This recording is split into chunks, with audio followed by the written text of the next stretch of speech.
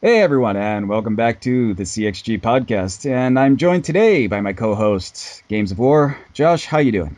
I'm doing great, Joe. Much better now. All right, good to hear. So today we are also joined by a special guest, Mr. Pete Dorr. How you doing today, Pete? I am doing swell. So today, with the recent announcement of the PS4, wanted to talk about what are your impressions on it. So, what did you guys think? Pete, lead the way. Where the fuck is my last guardian? That's what I want to know right now. Exactly. No, I mean it doesn't bother me too much. I kind of half expected it. I was holding out my hope. I was like making pictures on Facebook, like February 20th, believe, I had my hopes up, but all I know is actually today I think they just confirmed that um they apologize for not showing it and they want to show it when the time is right. So whether that means E3, most likely, Yeah. but it's still coming. So I mean, the game is going to come out probably, hopefully, as close to perfect as possible. So they can take as long as they need with that game. Yeah. There have been a few announcements. I've seen mumblings on various websites where Ueda has said, it's still my baby. I'm still watching over it closely. So that's definitely reassuring because for a while there, it just went kind of dark over the whole Last Guardian. Well, I know that he's working on it as like a consultant now, which is actually, you'd think about that as like, oh, he's overseeing it and stuff. But in Japan, when people get this title of like consultant or whatever, it usually means almost nothing. And like, I don't want to like scare you, Pete, but like, usually like, when people say like they're like overseeing the production or whatever, they're like a producer or whatever, it usually has almost no meaning to the point where like they're just like people ask them questions every once in a while and then they just do their own thing. Like for example, like with Dark Souls 2, they changed the who is in charge of the game. It's a new guy, but the old guy is in like a kind of consulting role. But if you read the interviews with him talking about it, it seems like he has very little actual say in what's going on. So if it's that same kind of thing, I'd probably be a little wary of like exactly what's going to happen with it. Oh I mean, no. I have faith in the development team, even though they brought in I forget who they brought in, but they brought in like some other entirely different development team to help work on this game. I don't know. I mean, I'm a bit skeptic at times in terms of like, is it actually going to be any good? Like, why have they not shown anything? Is it because it went on to development for the PS4 and they didn't want to show that? Maybe it's using the touch panel on the PS4 controller in some way that they can't really show the game um, on the PS3 because it has to use that touch screen, and that's why they haven't shown it up until, well, not at all. Like the past, I don't know. When was the last time we gameplay from like what, a year and a half ago or something? I think it is now. Yeah, and there was little teasers and a few things on the Eco Shadow Blu-ray, the HD You know, upgrade. the thing that had me really going too was, I don't know if you guys watched those little teaser videos that Sony posted online prior to their meeting the other day, where they were mentioning certain games like history of PlayStation, and Eco got mentioned like twice in two different videos, and Shadow of the Colossus like once or twice. So I'm like, oh shit. They mentioned like two games. They said like Journey and or no, they said like Eco and some other PS2 game, and I'm like, wow, of all the PS2 games they could have mentioned, they chose Eco. So I don't know. It just got my hopes up, but it's still coming. That's all there is to it. Yeah, we know it'll be out before November. If that's like it has to be. To be honest, man, I really hope it's on the PS3. I mean, they pumped out two games for the PS2, and this game started off on the PS3. I think it would be, for some reason, I just think it'd be more of a mess to try to put it over to the new system. And I just want it to stay in the PS3. I want it to be done and done properly and quality, and I just hope it stays in the PS3 and it comes out before November. I would think they would want to get it out before November, before the PS4 launches. I would hope, Of all you games, know. I don't think The Last Guardian will be one of these games, but it seems like a lot of PS3 games are getting the PS3, PS4 treatment, where it's going to be launched on Yeah. both consoles, like Watch Dogs and um, Destiny. yeah, Destiny. Yeah, a lot of games that. were originally supposed to be just for. Well, they never really said, but Last Guardian might get that treatment as well. Oh, man, it's sad news, scary news. But overall, okay, in terms of the actual announcements, what were your guys' overall opinions? Well, let's see. For the system itself, it looks like it's going to be really powerful, and I say that because it does have a good architecture to it. It looks the things they showed, most of them looked pretty good in the sense that like the draw distances were great and like I mean, the Killzone character models looked like PlayStation 3 character models, but there was a lots of like cool effects going on, and the environments looked really nice. So, I think the system itself is going to be really cool. The thing that really impressed me about that Killzone demo, I mean, at first I was kind of like, all right, this looks good, but it looks like something that I could just play on the PS3. The only point in that demo where it sort of took me like, wow, this could only be done on a next generation console is at the end where they're sort of flying through the city. And when you realize that that was being done in real time because the guy was actually able to look around and aim, Yeah. that sequence looked like it would be a pre-rendered scene on this generation consoles, but you were actually able to move around and shoot everything. I mean, it just looked amazing, that one scene. But the thing I'm actually a little skeptical about whether he was actually controlling that, because the whole thing, like, it didn't seem like it was actual gameplay. There was like a lot of weird like scripted events that seemed to happen.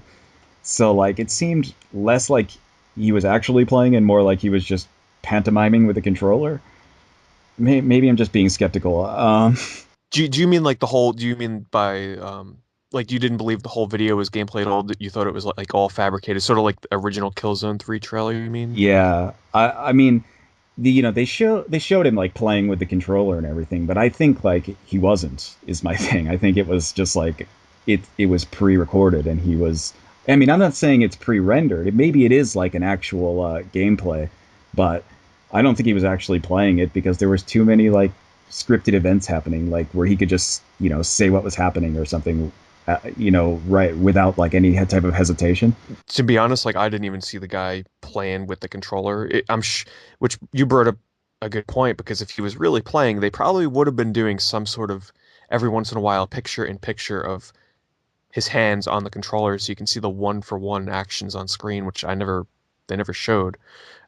Keep in mind though, if this thing is actually coming out before Christmas, they're pretty damn close, and I mean, I would hope that they'd have some kind of playable games by now. So, I mean, a lot of the other games they showed were definitely not real time. Yeah, I wouldn't say that they were real time. I mean, I'm not saying it's definitely not real time. I'm just saying like it seems like a little the things that happened in what they were showing seemed like way too convenient for real time.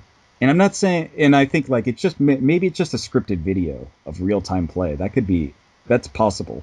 I'm not saying that they don't have a game yet. I'm just thinking like what they showed might not be exactly like what we're gonna get. And the Killzone especially has a history of that. So Oh yeah. I was skeptic the whole time I was watching that because all I was remembering back to was that Killzone 3 trailer from E3 back in the day. I'm like, they better not pull You that know, shit again.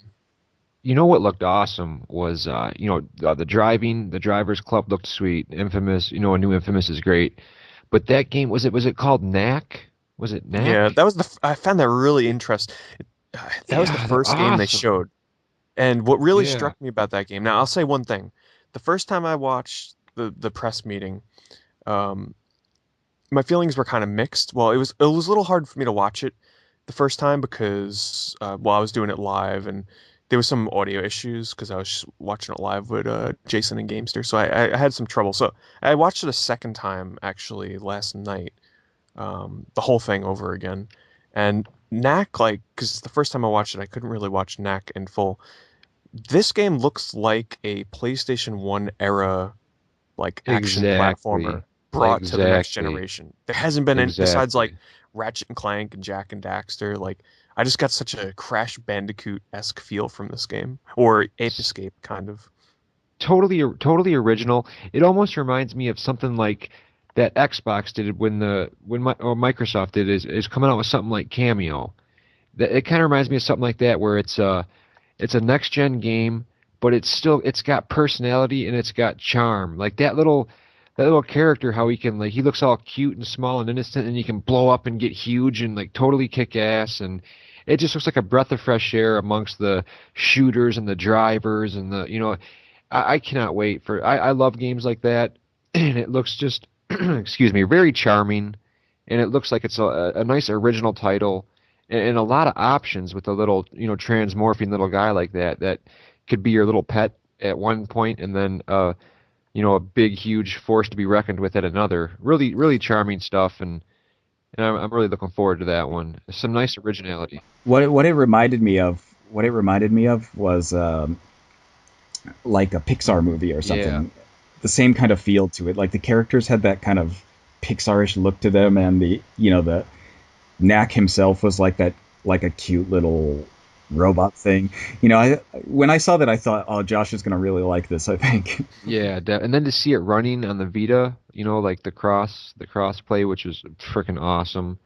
And I'm really excited that the Vita is going to be playing into the PS4 so much. That's a great feature with that too. And let's not forget the instant downloads. When you download a game, you can start playing it right away, and it'll download in the background. The social features really look to be taken to the next level as well with the PlayStation 4. And then throwing in that camera with the touchpad and the controller. I was like sitting there in a pile of my own drool the whole time. I'm not a negative person, and when I see stuff like that, I just start thinking Christmas, new console, Christmas, new console, and I start getting myself psyched up for it, and I can't wait. Day one, no doubt about it for me. Man, you're way more excited Yeah. about some of those things than I am.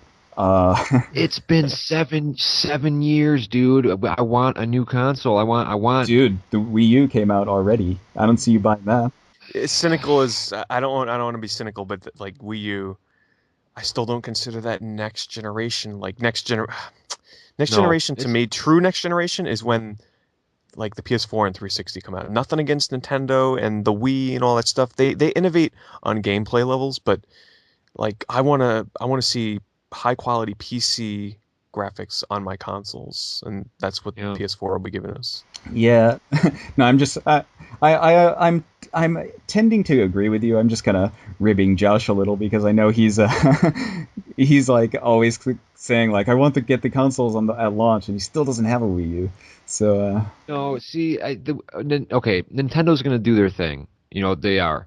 But to be honest, to launch a brand new system, with seeing visuals and gameplay experiences that I've seen for the past 6 years, granted they have a tablet controller, and that's I guess cool. It's cool, but it didn't wow me with anything. I'm not going to be wowed with the graphics, and this is a fresh new experience with new physics, new visuals, new gameplay, and I'm just totally excited, man. That I think it's going to be a graphical powerhouse. I've seen a couple of pricing point rumors that have been leaked out, and they're supposedly offering a $429 model and a $540 model, I believe. So it looks like there's going to be two configurations. I'm not sure what size hard drives, but I'm assuming the higher priced one's going to include that new camera system or whatever right out of the box. And I that's just speculation at this point, but I saw that an industry insider leaked those two price points. Wait, what was the first price point?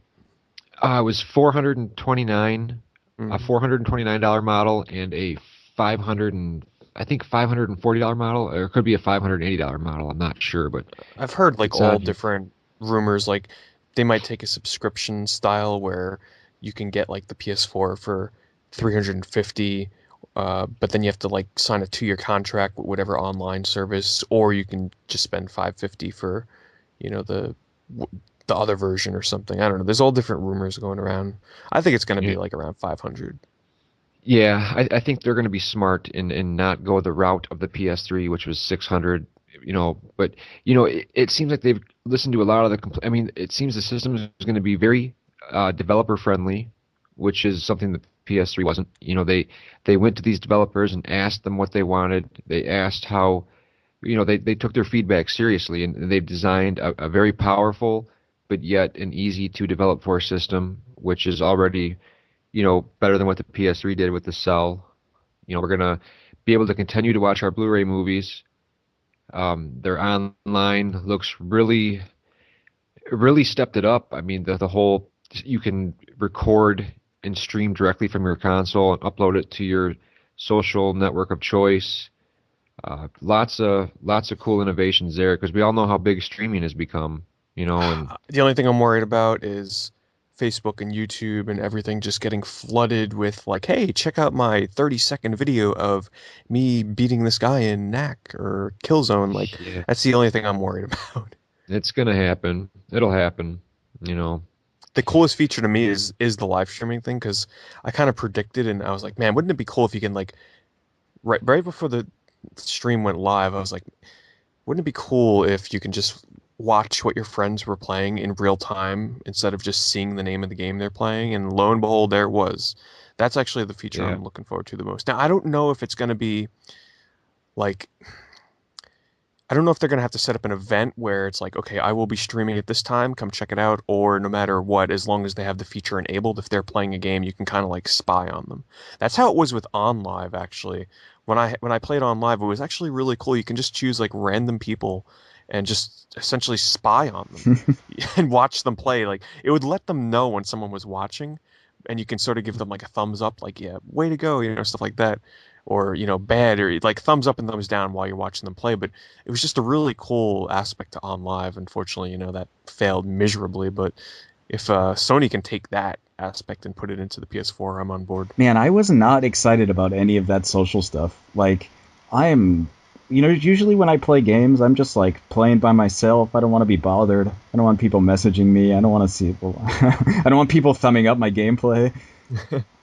I just want to sit back and not worry about that kind of stuff. Like, man, and especially on the PlayStation because, currently on the PlayStation, like, my friends list is like 5 people or something. It's like so small. It's the kind of thing where like I just can't see myself getting into any of the social features, especially like with the sharing. I had the same thing where I'm just worried that like everything is going to be flooded with like 12-year-old kids running around in circles in Call of Duty or something. That's all it's going to be. They have to limit it, and so like there has to be something because I don't even think the developers or the publishers would want, say, someone taking gameplay of their entire game and just uploading it to YouTube. There has to be some kind of, maybe it's not going to go to YouTube. Maybe it's going to go to some PlayStation website or some sort of encrypted videos that are, Sony's own that they can control or something. Who the hell knows? Yeah, and I'm sure, Joe, that if you don't want to partake in that stuff, I'm sure they're not going to force you to. You know what I mean? It's not going to get in the way of your single player experiences. I know that for sure, because there's a lot of people out there that are like that. You know what I mean? They just want to play their games and they don't want to be interrupted. And let's not forget, all these horrible rumors about the PS4 not being able to play used games and constantly requiring an internet connection. None of that stuff turned out to be true. Yeah, I So was just there's going to say, I there's think they confirmed that. Not true. yeah, there's reason to be excited there. And I've seen a lot of I've seen reactions and a lot of it's been positive, but I've seen a lot of negative people and I don't know what these people expect, man. This is a new PlayStation. It's going to be powerful. It's going to be easy to develop for. It's going to have everything you want in a new system. It's got a redesigned controller which looks awesome. Just what's there to be The disappointed in or people not happy with? This is, I mean, the people that are upset are just upset that the games they wanted to see were just not there. yeah. I mean, they showed off what they had. They couldn't show off everything that's out there. I mean, look at all the developers that they have working for them, and look at what they showed off. It's just most of it was stuff we've heard of before, like Watch Dogs, and even though they showed off Destiny in the past, I mean, people still kind of knew about Destiny. Yeah. In terms of big reveals, there weren't too many. They mainly showed what the PlayStation 4 is capable of, like for example, Deep Down from Capcom, or should we say Dragon's Dogma 2. That's what I thought it was when I Yeah. saw the trailer. I was like, is this Dragon's Dogma 2 already? I mean, that wasn't real gameplay. It was sort of like, they put the little HUD in the bottom left to kind of make it like this is the future. That's just them saying this is what it could be like. But just seeing that technology, like just imagine 3 or 4 years from now when you can play an RPG that looks just like that in real time. I mean, That's the Ugh. stuff you got to look forward to. Maybe not even 3 or 4 years. I mean, maybe only a year or two. Yeah, I think the goal of them for that night was to basically say, hey, this is what we got. It's coming this year. I think E3 is when we're going to see some really big reveals and surprises. But as an overall event, just getting the word out there that the PlayStation 4 is real, this is what it can do, and it's coming soon. I think it was a huge success for sure. And Microsoft has really got to bring their A game because I think the PlayStation, I think they're going for the jugular this time, man. I think they're really took their criticisms. I think they knew what they did wrong and they're coming for it, man.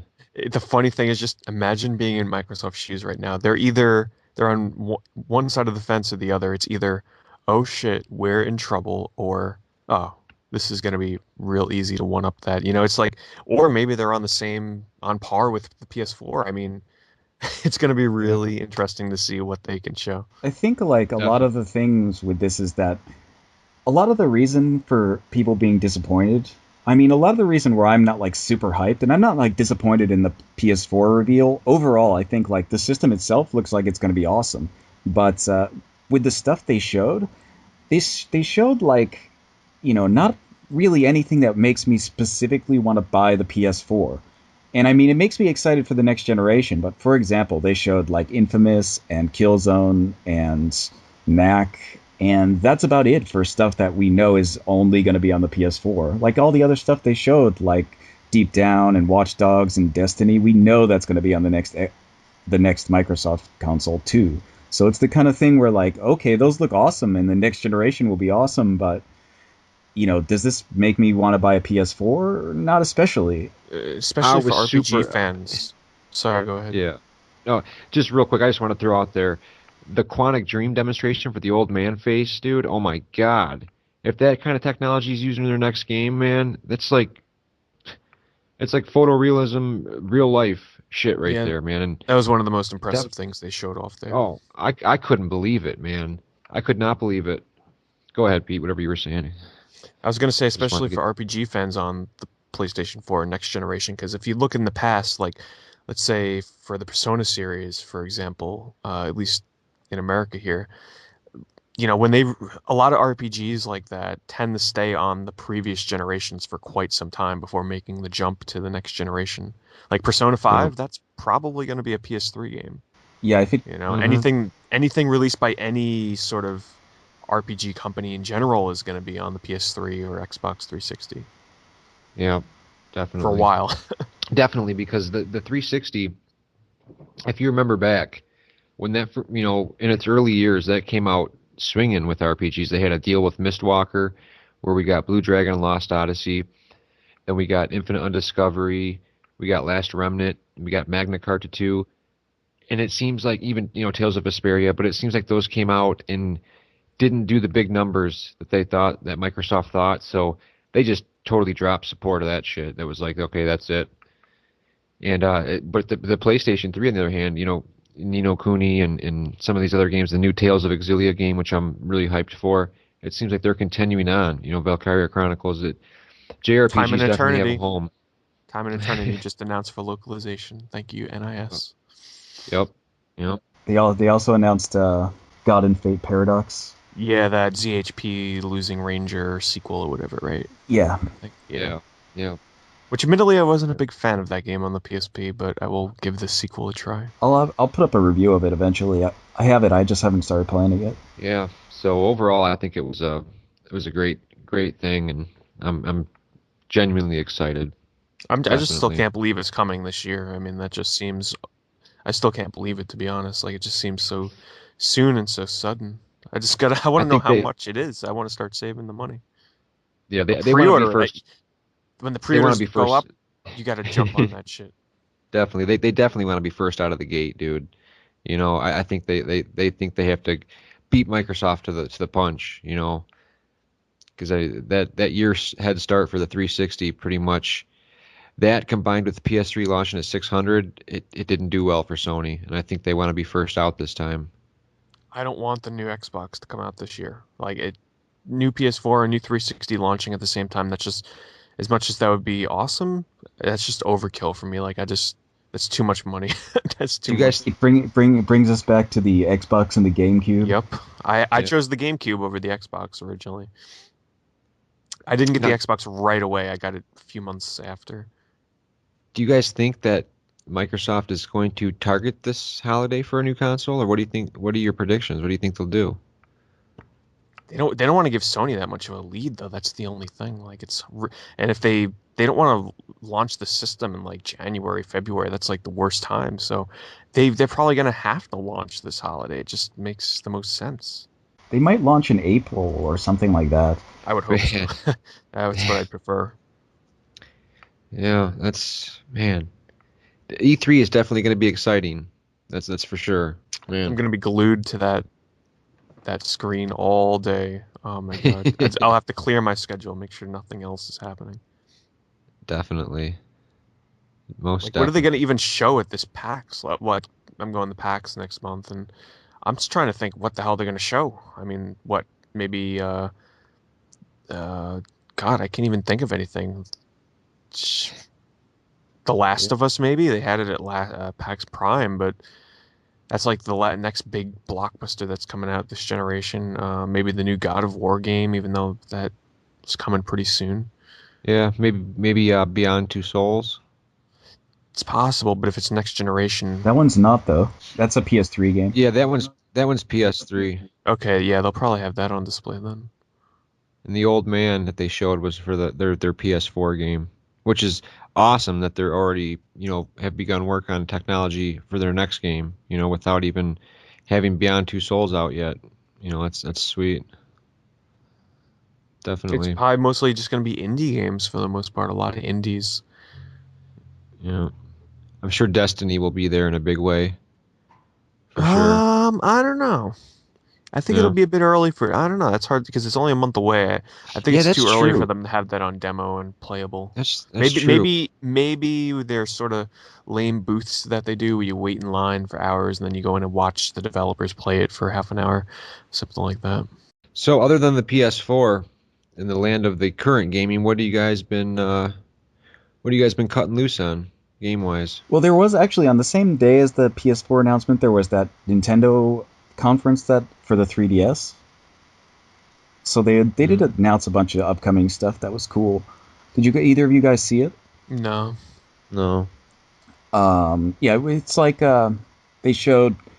I mean, it doesn't matter for either of you, but they showed a new Tomodachi Collection game, and that game is a lot of fun. If you've never heard of it, it's like a sim world kind of thing where you create your character. It's like a bunch of Mii's, but you create a bunch of Mii's for people you know and celebrities or whoever you want to put in the game, and they kind of act out a life by themselves. So like they'll get married and have fights and you know get jobs and do things and have like worries and stuff. You have to like go throughout and talk to people, and it's pretty interesting. And they all talk and they all say things like depending on how you interact with them. So it's pretty interesting. And the new version of it is obviously like upgraded. So there's lots of more stuff to do. Sounds like something that would never make its way over here. That's for damn sure. Yeah, the thing is like the voice technology is not possible for English. It's just because the sounds change. You know, Pete, the sounds in Japanese Yeah, don't but change. yeah. Now that I studied, I totally understand. So, but they also showed that those two Game Boy Color Zelda games are going to be released also in the U.S. So that's cool. Did you guys see there? Did you hear about Yokai Watch, that level 5 RPG for the 3DS? Oh yeah, I forgot. Oh wait, no, maybe I'm getting confused with something else. Remind me about this game. Okay, so you're like a little kid who can see ghosts and monsters throughout the town. So you're wandering around the town and you kind of collect a group of like good ghosts and monsters to help you fight evil ghosts and monsters throughout the town. It looks like kind of a Earthboundish kind of cute, funny kind of game, but it has like this kind of weird sliding mechanic for the battles, and the battles actually looked a lot like Phantasy Star. You know, like you can see them kind of your characters over their shoulder or whatever, while the other Right. characters are first person. So, and you could do a thing on the touchscreen where you could slide a wheel on the bottom, and the monsters you were using in your party would all switch It was like pretty. It was pretty cool looking. Actually, I don't ever remember seeing that. It sounds like a game that probably won't get localized though, however. Yeah, that's probably true. But they announced a bunch of like special edition 3DSs also. Oh, I'm pissed about that shit. Because Nothing. I've been waiting for a new color in the XL for the 3DS since the originals came out. Because I just don't like the blue and the red one that they have. I want an all black or an all white. And they finally come out with a 3DS XL all black for Europe and Japan. Yeah, those special edition ones? It's one for Super Robot Tyson UX, and it's got like the space grid. If you guys have ever played a I Super saw Robot that, Tyson yeah. game, like they have all the battles are on that space grid thing. It looks like space with a grid overlaid on it, and the that was pretty cool. And there's the Shin Megami Tensei 4 special edition, where it has like it's a white 3DS XL with a kind of demon decal over it. Isn't there one for Animal Crossing as well? Yeah, I believe so. It's not a. I don't think it's an XL. Okay. And then they showed Guild 2. Do you guys know Guild 1, where they had like the four different games, like by various developers, like Suda 51 had a game in there. Was that the one with like Liberation Yeah, Maiden? yeah, Liberation. Yeah, I have Liberation Maiden, which is an excellent game, and I have that the role playing one with the dice. I forget the name of it. Well, they announced Guild 2, and it has three games, and they're actually all looking awesome. Like there's a kind of science fiction horror adventure. It's like an adventure in like it's a kind of like a point and click adventure kind of, but made by the same people who made the Kamai Tachi no Yoru games. Well, in Japan, that actually gets a physical release all as a compilation, but over here they release them separately as DLC games, which is interesting. These ones aren't getting a physical release. They're only a Oh, really? download, yeah. And then Keiji Inafune has a game called Mushikera Sensho, which is like a mini tanks fighting giant bugs. I saw some screenshots for it. It looks interesting. And the last one was a game called Kaiju ga Deru Kinyobi, which is like sea monsters come out on Friday or something. And it's cool. Like it looks like kind of 1970s Japan, where like you're this little kid and he's like walking along this kind of like countryside bridge, and then like off in the distance he sees like a giant Ultraman fighting a like a Godzilla looking sea monster. Whoa. It looks pretty awesome. It looked like it's apparently like some kind of like heartwarming story or something, but it looks pretty awesome. You know, speaking of the 3DS, if they would have released that Fire Emblem system as an XL, I would have been all over that thing. You know, I'll be the completely special. honest. I'm not a big fan of special edition consoles that come with like decals on them. I just like my solid colors and none of this branding on there and everything. Even if I was maybe if I was a hardcore Fire Emblem fan, but like I don't know, I don't like emblems and decals and stuff on my systems. I'm very picky when it comes to that stuff. Is that all it is stickers? Not stickers, Uh, but you know what I mean, like oh, I thought decals and yeah. I thought it was like different colors and stuff too. Huh. But it is a different color, isn't it? It's like blue, isn't it? Right? It's blue, but it has like the Fire Emblem logo and I think just like a whitish gray sort of Yeah, like the outline.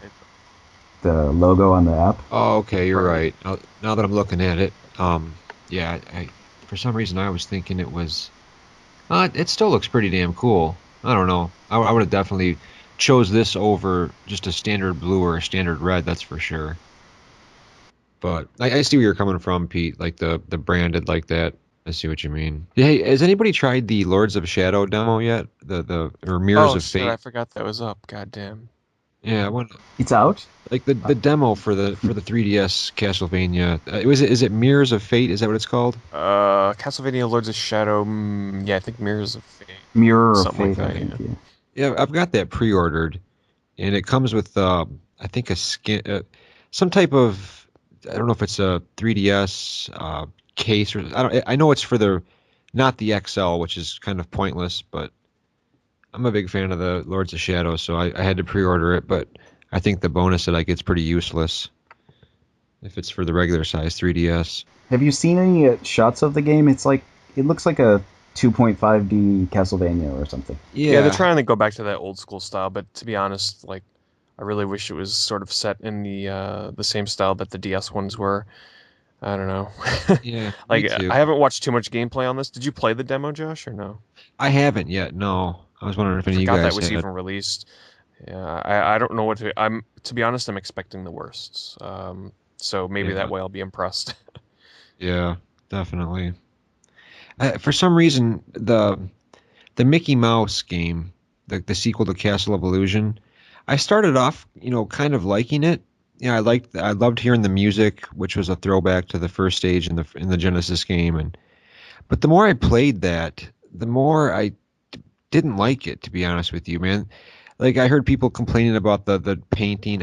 To be honest, I think that Epic Mickey and Epic Mickey 2 and even this one, I think that painting mechanic is what it's just a horrible idea, man. It's not fun to do. And at first you're like, "Oh, it's not too bad. It's not too bad." But as you keep playing that game and continue playing it, it just gets really annoying, man. It doesn't add anything to the game. It really Yeah, I doesn't. would agree. I would agree, especially with the 3DS one. Like It's just when I played it at PAX and I played the demo and they front loaded it with all that painting stuff. I'm like, oh, this is pretty bad, and I just had hope that it was just sort of like for the tutorial, which in a way it was, but it does slow down the gameplay considerably later on. Sometimes in later parts of the game, they use it in interesting ways for some very light puzzles, but it's a yeah. shame because if they took all that stuff out, it would have been an amazing platformer instead It of just really would have. a Yeah, good mediocre one. yeah, definitely. Because the game is slow as it is, man. But you add in that stuff, and I've got no problem with the slow moving platformer, But and all the cameos are pretty cool, but it's all a pretty shallow mechanic where they just go back to a room and hide and wait for you and offer up additional quests and whatnot. But overall, just kind of a disappointment, and that's kind of how I feel about Castlevania is going to be on a similar level. I don't. I hope I'm proven wrong though, because I'm really looking forward to the game. I don't But know, like just based on what I've seen, it seems like they're going to focus a lot on sort of the combo system of the combat. They're essentially taking the console ones, which, well, I should say one so far. I actually really like the one on Lords of Shadow. I'm kind yeah, of I was a big fan of Lords of Shadow actually. I good. really liked that game. Yeah, I yeah, really enjoyed that too. I mean, there were some problems with it, but as a action game, I think it drug on a little bit too long. I think it was like 20-ish plus hours. I think it would have been better off as a 10 to 15-hour game, but beautiful game, fun combat, and they're kind of trying to just translate that combat system into this version, which is going to be interesting. I don't think it's going to have that sense of exploration that the DS ones had, though. That's the only thing I'm worried about. what have you guys been playing lately? You still Um, playing Nino Kuni, Pete? I haven't touched Nino Kuni in almost a month now. Because with college, I just come home and I'm so fucking tired. So I tried to get just as much time in on that game as I could before I started. I'm at the same point I was about a month ago, which is about 35 hours in. So I played the shit out of that game for the first week, and I plan on going back to it eventually if I can find a weekend where I've got nothing to do. Um, Yeah. but I have had other games, more portable games that have been keeping me busy. First of all, Fire Emblem Awakening. I got it later than other people because there were a lot of supply problems with that in the US. So I ordered it from Amazon, and my copy took a long time to ship. So I got it only about a week ago, and I can't tell exactly how many hours I have in there because I'm playing the game by resetting anytime my characters die. Yeah. So yeah, I did listen to when you talked about it, Joe, where you were talking about how normal is like super easy mode, Yeah, it was um, pretty easy. which for me, I'm not. This is only my second Fire Emblem because I only played the first one on the Game Boy Advance prior to this. So I didn't want too much aggravation. So I am playing on normal, and I find it for me, I think it's just the right amount of difficulty to make the game not too frustrating. Because I am playing on classic, so if my characters die, everybody knows, they stay dead unless you reset the system. And when I first started playing, I was going to approach it as if my characters die, I'm just going to keep going and save the game and press on. So that happened in one of maybe like the fourth or the fifth battle in the game, and I lost Sully, the mounted girl with the red hair, and I saved the game. And I felt kind of bad because I overwrote my only save file because she has like a sort of a cool, I guess, interaction that she can do with that archer guy. I forget his name, Virion, I think, with the silver hair when they sort of meet in the beginning of the game. And now I'm never gonna get to see where their relationship goes He's because I like the absolutely lady. Is he like the ladies' man, Archer? yeah. hmm Okay. I love the interactions in this game. Like they're so well written and interesting, and it's just so crazy. I don't know if the other Fire Emblems. No, they never had this system with this sort of pairing up. But it's just so interesting to see how all the different characters that you can pair with one another, and they have these really unique conversations that really add to making you feel attached to them. So that if you are playing hardcore and they do die, you really feel like you lost like a friend. Yeah. See, the problem with it is that you do get attached to some characters, and then there's so many characters that you kind of lose track of who is I'm in getting there. to that point. And I mean, I talked about this. I talked about this when I like gave my review of it, but like I had by the end I had like I don't even know how many characters, more than 50, I'd say.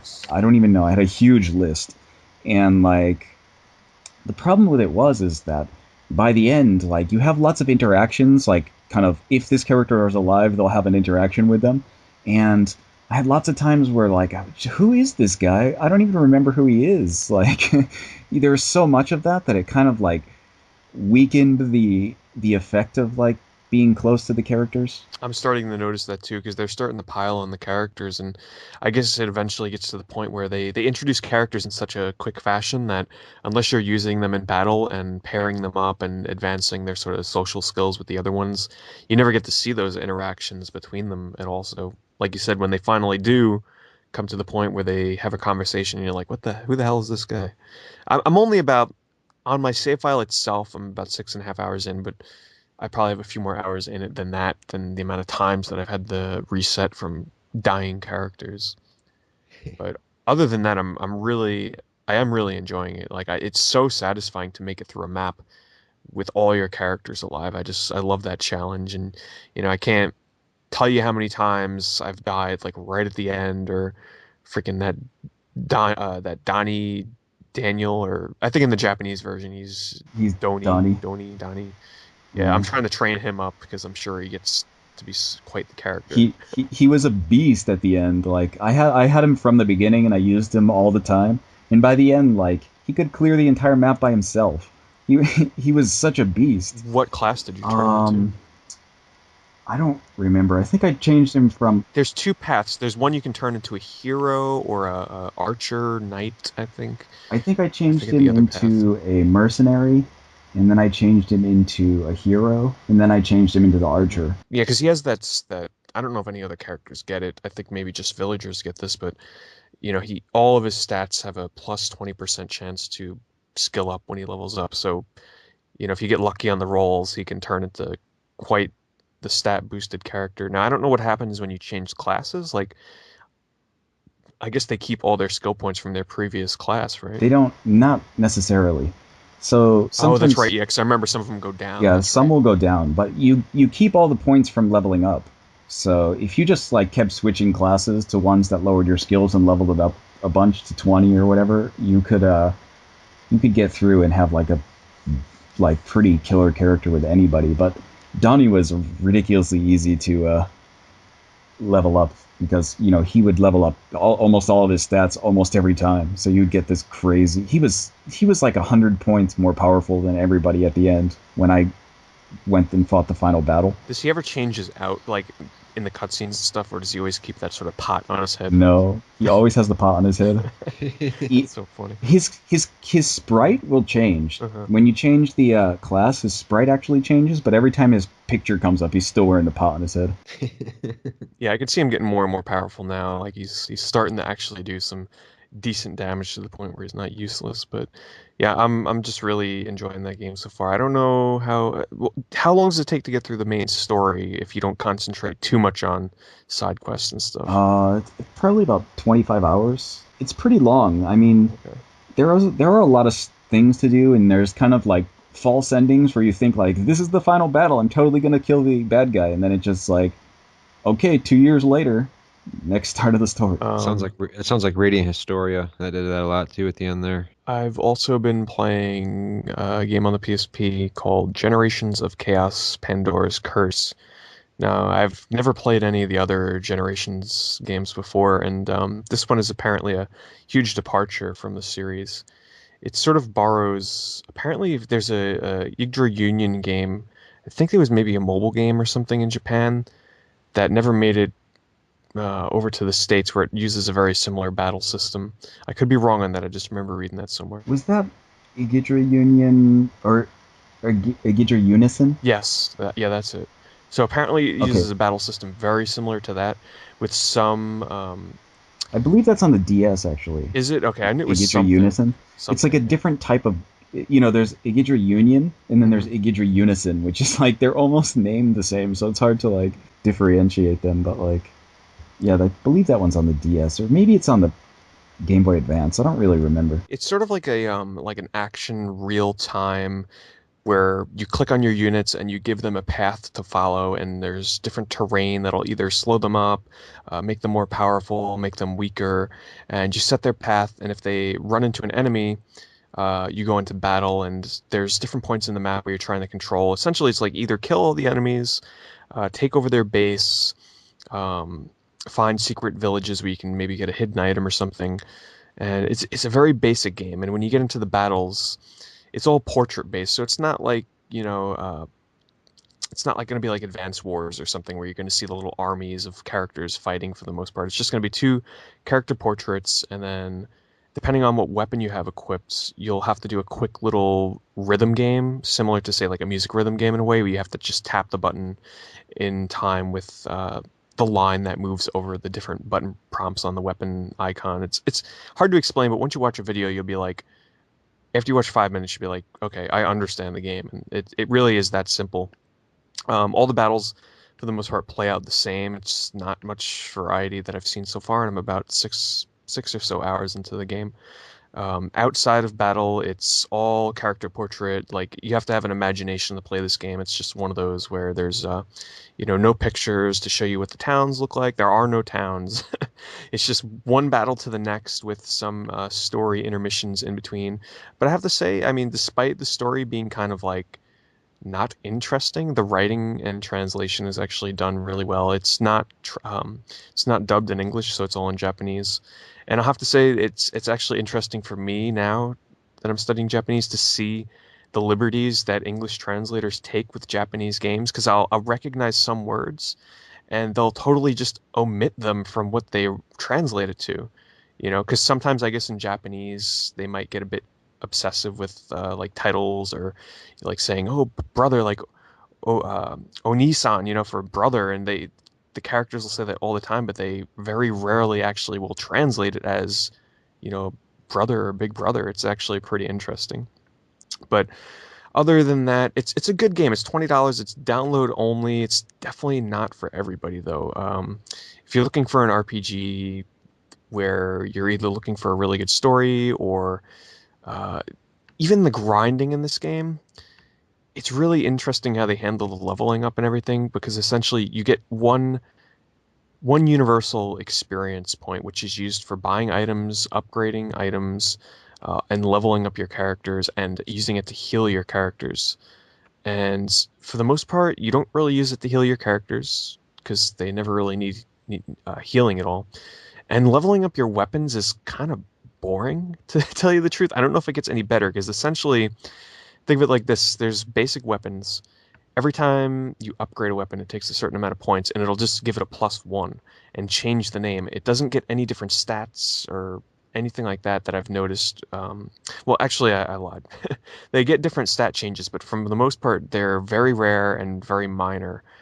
So maybe later on it'll sort of expand upon more, but it's a very basic game. It's made by Idea Factory, right? It's a collaboration between Idea Factory and Sting, so they call themselves Super Sting. Oh, okay. So it is by the developers that have worked on, Knights in the Nightmare and Yggdra Union and stuff like that. And you can definitely sense their style in this game. Um, I'm would I gonna pick it recommend up. it?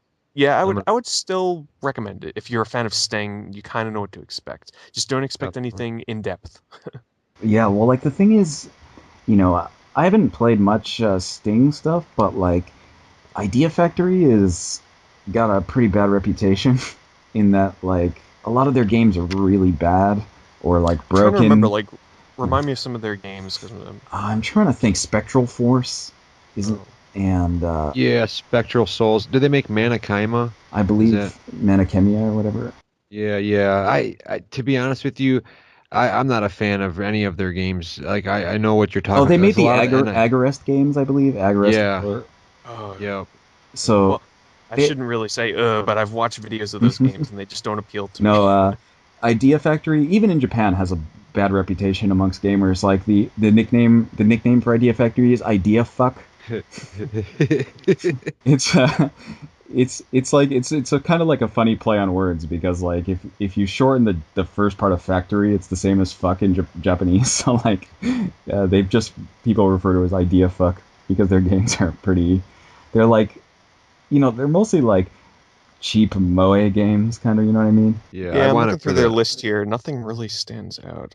Trinity Universe, which, well, I guess they kind of co-developed that, it looks like, with Gust and Nipponichi. Yeah, that pretty much. If you see something that's developed by Idea Factory, you should probably go into it with like a bit of wariness because most of their stuff is subpar. And I mean, it's not to say that they don't have anything that's like playable, but a lot of the stuff that I've played is like unplayable or just bad. Yeah, I looked into those RPGs on the PS3, Cross Edge and Trinity Universe, and there's one more. I can't remember what the hell it's called. Trinity Universe, Cross Edge, and shit, I can't remember. I was thinking about picking them up, and I did some. Obviously I don't take reviews as a holy grail, but everybody just had such bad things to say about those games that I just because the one was like a crossover. It was like characters from Darkstalkers, characters from the Atelier games, I and think, are you thinking of maybe Chaos Wars on the PS2, maybe? there was one. I think it's Cross Edge, dude. It's got Dimitri from Oh, right, yeah, it is Darkstalkers, Cross Edge, Yeah. yeah. and I was like, oh, it's awesome. But the more I read, I was like, no, this isn't awesome. They fucking butchered it, and I just stayed away. Oh, The I Last remember watching a Rebellion. video. Yeah, I remember, The la- oh, that one too. Shit, that got yeah, such low reviews. The Last Rebellion. I have a Myers by me, and they've had a copy of The Last Rebellion and Trinity Universe in a Trinity sea Universe of is pretty rare, actually, right yeah, now. in a sea of like all these normal, recent released games. They've got these two. The shrink wrap is like barely on them anymore. They've been in the cabinet so long, and they were like both 49.99 still. And they kind of tempt me every time I go into Myers and look at them, saying, "Oh, they're still sitting there." And I almost pulled the trigger one day until I came home and started reading up on them. And not to mention, you can get them on eBay for cheaper. I'm not sure about the Trinity Universe, but the Last Rebellion is a lot cheaper, and they nothing but horrible things. And is that Idea Factory the Last Rebellion? And I think it is the NIS, but I could be wrong. But I don't know. It might be. I don't know if it's Idea Factory because I don't see it on their okay. Wikipedia, unless they published it or something. I don't know. Yeah, the thing Yeah. is that they have a pretty bad yeah, like they did the hyper dimension Neptunia games in like coordination with Nipponichi and Gust, and Yeah. some people like those. I mean, but yeah, not for me. I haven't. What was the other one? The Art and Elco games too. I Oh, tried those to. aren't made by Idea Factory though. Okay. I tried to get into one of those. I picked up the Art and Elco Knoll of RCL, or I think it was, and The story intrigued me in that game, yeah, it or just the intrigued me as well. concept. And I tried to get into it. I put about 15 hours into it, but after that I was forcing myself to play it, and I gave up on it. I couldn't do it. I ended up getting it with a calendar because I bought it off the NIS website, and I ended up selling it for like $150 with the calendar. And Damn. yeah, I mean, The, there's people that are seeking those games. They're not for me, man. I can't get into them. yeah. Those games are actually made by Gust. Okay. Those Okay. those I'm not a huge fan of like Gust or obviously Idea Factory. Yeah. Yeah, I Their don't think games are I. very hit or miss for me. Like the only one I kind of enjoy the Atelier games, some of them on the PS3, but they Yeah. kind of just wear on me after a while. Like they're really charming and lighthearted and everything, but after a while, just the mechanics in those games, it's either you really, really like them, or if you think they're just okay, then you're not going to last. Like those games are just incredibly repetitive. Same thing with like the Mugen Souls game. It's just same thing over and over. So unless you're in love with certain aspects of it, you're just going to give up. Did Gust also develop Mugen Souls? Is that? That is developed, I think, by Nippon Ichi themselves. Let me see. Oh no, wait, it's developed by Compile Hard. Right, yeah. Oh, that's another one of them, aren't they? Those guys are like all under the NIS banner, aren't they? Gust, Compile Heart, Idea Factory, like all Not in those guys. Japan. Not in Japan. They're not, but No. Okay. I think they get published by NIS in the U.S. Okay. But Compile Heart is hit or miss. Also, they actually developed. They're developing called a Holy Sorcery Story on the Vita, which I'm excited for. But usually they kind of develop sketchy kind of lowly games. I guess it's like all the characters are like anime scantily dressed anime 8 year olds. Like that's kind of what I think of when I think of Yeah. Compile Heart. I did finish Dead Space 3. I finished that one. And that was a Dead Space 3 is a great game, kind of to shift away from the RPGs, but I did finish that. It was a great sequel. Fans of horror games definitely check out Dead Space 3. I think it's probably the best in the series next to the first. I don't know, man. They're all so good, but I was a little worried about Dead Space 3 with the co-op and stuff, but man, that's such a brilliantly executed game that I was enthralled from beginning to end. Great game. They did a price drop sale on that already to $40. Wow.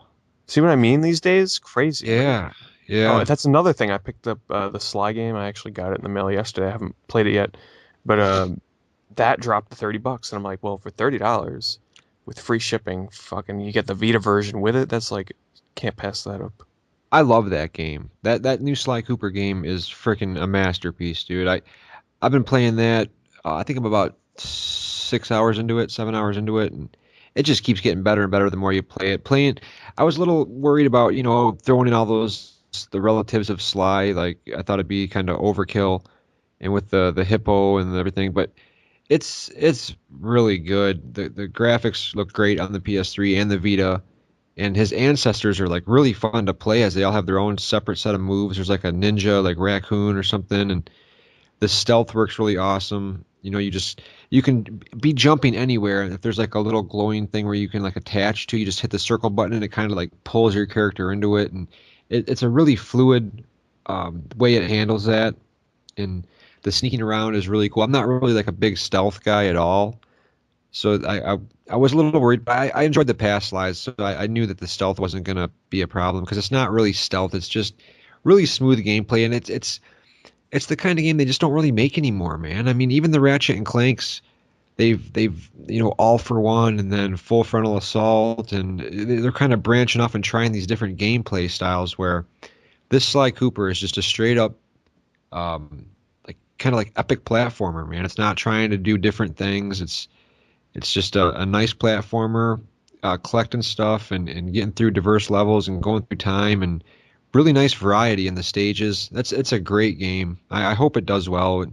It probably won't because it wasn't advertised properly at all. If it's Um, $30 already, it's probably not doing so well. Well, it no, started as a $40 game. Oh, okay, that's not so bad then. yeah, and that's a hell of a deal. I mean, $40 and you're getting the Vita version and the PS3.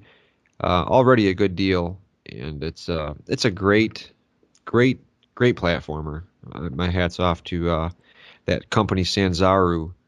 They did the HD remakes or the HD trilogy, and they impressed Sucker Punch so much that they just said, you know what, go ahead and make this new game, and it was really well done. Yeah, I'm looking forward to playing that, but I want to finish Metal Gear Rising first because I just got that not too long ago as well, and I haven't had too much time to jump into it yet. I've played only maybe half an hour, but I'm pretty impressed with it so far. I don't know the Metal Gear universe, so I have no idea what the hell is possibly even going on. Yeah, It's pretty crazy. It is as it is already, but I'm Not playing the game for the story. I'm playing it for the crazy action. And so far, I mean, not many complaints. Maybe just some problems with the camera, which I'm noticing with the first big boss encounter. But other than that, it's a lot of fun. It does take a little bit of getting used to because I haven't played it since the original demo that they put out.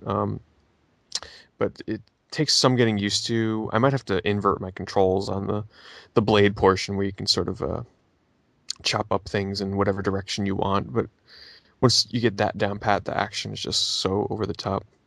That was my favorite game from PAX Prime when I went. I mean, all the games I played there, I played the demo of that there. I mean, I was just blown away.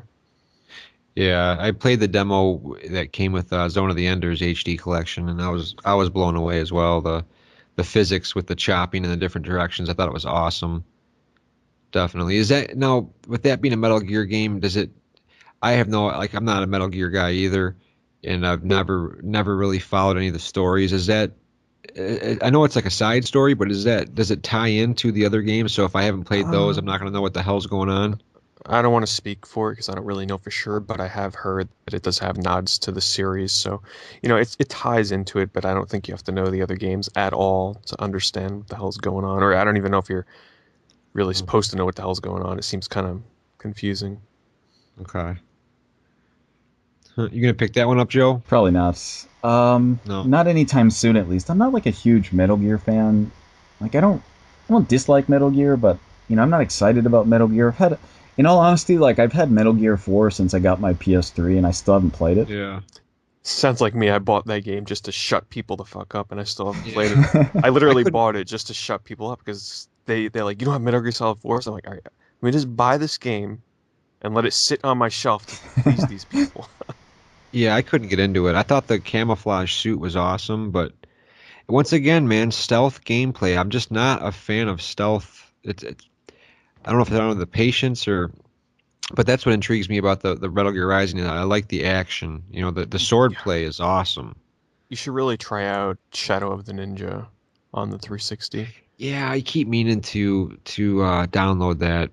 Those are It's it's about actually they did the guys Shank, that did right? Shank. Yeah, Yeah, okay. I loved Shank 1 and 2, so it I've almost got made my top 10 games of last year. It's actually really really well done. It's one of the best stealth games I've ever played. The mechanic is just done so well in that game, and really good animations and graphics and presentation controls. Like it just makes you feel like a badass ninja.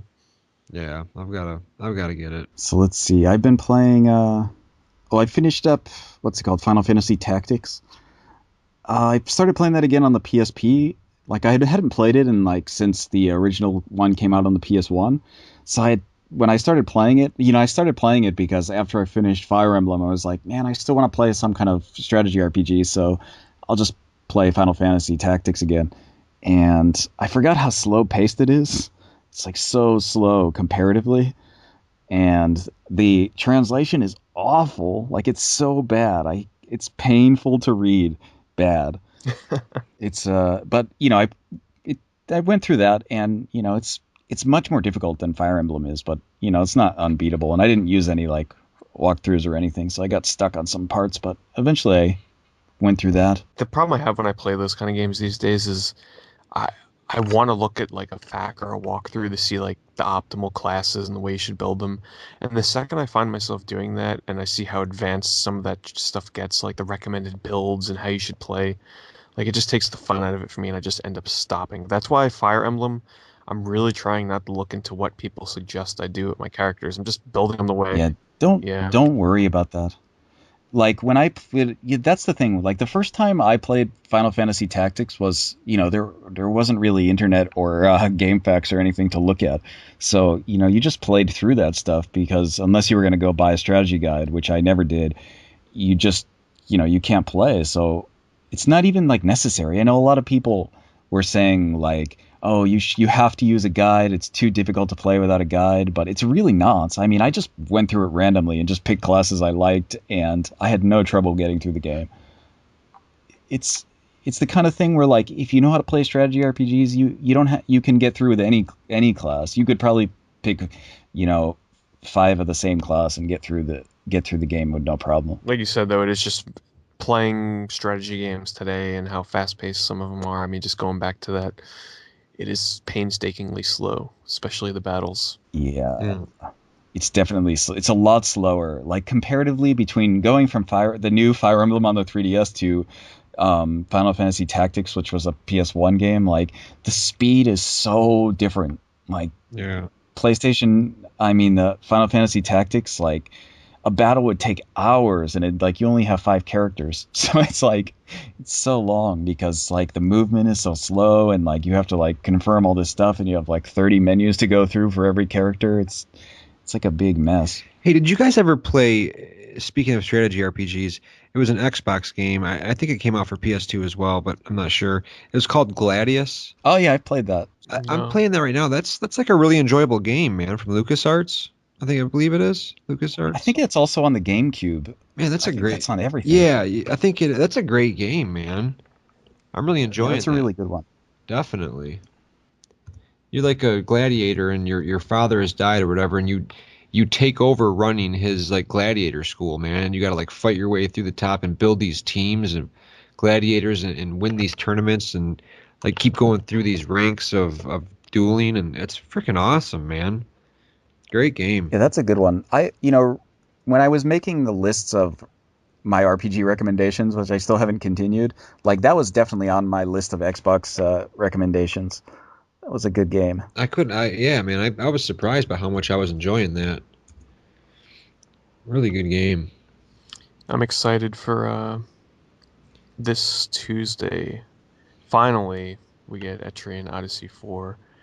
I actually played. I don't know if you've played the demo, Josh, on it, but I know Joe, you've played through that game, and Yeah. I'm a big fan of the series. And I played the demo to completion, basically everything you can do in it. They actually gave you quite a bit to do. You can play through like the first stratum, at least the whole first floor, and some of the side dungeons, and you can get up to level 10. And the really cool part is all the progress you make is gonna save over to the actual game. I am noticing though that it's actually, from what I've played, pretty easy so far, surprisingly. I don't know if that's true for the rest of the game. I remember you saying in your video that it wasn't that hard for you, at least, right? No, it wasn't. I didn't like really have the trouble with it that I had with. Have you played through the other games? Yeah. Okay, so for example, like when I was in playing Etrian Odyssey 2, for example, when I was going towards the end, like from like level 25 up, like even with my characters at the highest level I could get them to, like I was getting, it was really hard to fight even normal battles. But like in Etrian Odyssey 4, you never get up to a point where you feel like the enemies are way too hard. Do you remember what classes you used in 4? Because that might have something to do with it too. I don't remember. I didn't. I just. Did you use a dancer? Do you remember? I don't think I did. I think I used a mystic, and I think I used a mystic and Mystic is the one that uses. Is that like the support mage-esque healer kind of class? I think. yeah, I think it has a different name, Arcanist or something over here. yeah. I don't remember. I'm trying to. I'm like in remembering. I'm translating the names in my head, so I might not be getting them right. I think my normal character was a regular kind of warrior. Okay. The Landsknecht, I think it's called over Yeah, here. it's nothing like that. I think it's just like a knight or something in in the Japanese one. It's something really simple. And then I had the fortress, Yeah, I always pick a tank class. and that was my I had 2 characters in the front, the normal fighter and the fortress, and then I had 3 support characters in the back, like a normal kind of medic and a two different types of mages. So mystic and I don't remember. There's one more type. I can't remember. How does the 3D look in that game with the slider up? It's not bad. It's not horrible. I think a lot of the times in that game, I thought the 3D looked pretty good. And normally I can't use the 3D that much in games because it gives me a headache. But that game actually, I had an okay time with the 3D for a little while. Did you play the game with like the 3D slider up like all the way? Didn't add much to me in the demo. I played No. with the 3D off for the most part. Did you play with the 3D up in Fire Emblem? I did. That the 3D in Fire Emblem was really good. Oh yeah, Yeah. the 3D in that it actually for me, it enhances that game too as well. Like even the cutscenes in that game look amazing with the 3D. Yeah, man. The Battlefield reminded me of like a pop-up like 3D book. You know what I mean? Like I love 3D, man. I love the 3D on the 3DS, and I want to see these RPGs like using it to good effect. You know, I think it adds to the game, and so for me, I love it. I play every game with the 3D cranked all the way up. Man, I think you're in a minority there, I Josh. think I so, think man. like I'm starting to wane away from it. Like when I first got my 3DS, I refused to play any of my games unless the 3D was on max. But now I'm starting to get to that phase where, unless the game really adds, if 3D really adds to the game, I tend to turn it off now sometimes because it saves me battery. And Yeah. I don't know, it's just kind of a pain in the ass to kind of have to look at it straight on all the time. So I do it with Fire Emblem once in a while. Like if I'm kind of like laying down and I turn it off, but if I'm like sitting up playing it, I'll turn it on. Yeah. Yeah, I'm excited for Etrian Odyssey. I've never played any games in the previous, so I mean, this will be like the starting point for me. This one have you played many is first-person RPG or I mean first-person dungeon crawlers? To be honest, like sort of Vermilion, Wow. but like most recently, I really enjoyed Class of Heroes on the PSP. Okay, I thought that if was you liked Class of Heroes, you're really like yeah. Etrian Odyssey because Class of Heroes is on the mediocre level for first person dungeon crawlers. It's not that great. It's not bad, but it's not like a super good one. Whereas like Etrian Odyssey is like a really good one. nice. I can't Is it? speak for the story, but it's not a very. The series has never been known for its story. If you like Groff sort of customizing them simple just through skills, and you like seeing progress like through a dungeon, and you think the idea of mapping out your own map is a cool idea. Um, for me, like if I read when I read a book in real life, like I love the feeling of seeing the creases in the spine and seeing my progress through the book. So to me, that's what draws me to that Train Odyssey series is seeing my progress through a dungeon and through leveling up my characters. That's why I like it so much. Now, was the third one, was that like all based in water? Was that what it was? The third one It was that had the drama? emphasis on ship exploration, but it wasn't underwater. Okay. See, I think that one might appeal to me too, man. I'm all about Start RPGs with like four. Start with okay. four, because this will be a great basis. And if you like four, then work backwards in the series and play one last because well, most people actually recommend that because by the time you play through the newer ones, by the time you get the one, like there's so many.